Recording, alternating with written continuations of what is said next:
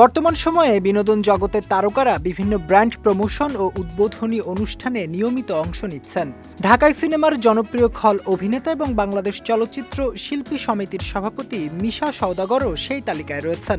তবে সব ধরনের প্রস্তাবে সাড়া দেন না বলে জানালেন এই অভিনেতা।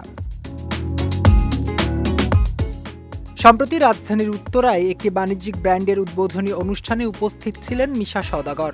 অনুষ্ঠানের ফাঁকে গণমাধ্যমের সঙ্গে আলাপকালে তিনি বলেন, মোটা অঙ্কের পারিশ্রমিকের প্রস্তাব পেলেও অনেক ব্র্যান্ড ওপেনিংয়ে তিনি অংশ নেননি।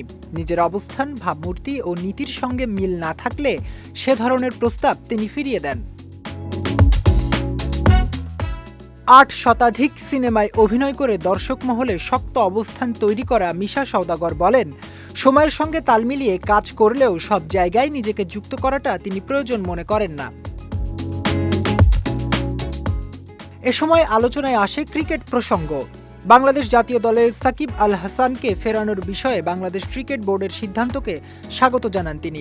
মিশা সওদাগর বলেন, সাকিবকে আরও আগেই দলে ফিরিয়ে আনা উচিত ছিল।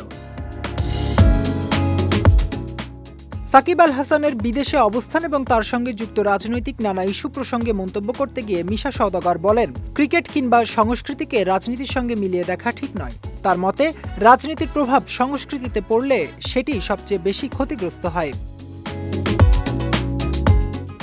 মিশা সওদাগর স্পষ্ট করে বলেন, যাদের মেধা আছে তারাই জাতীয় দলে সুযোগ পাবে। ক্রিকেট আর রাজনীতি এক করা যায় না।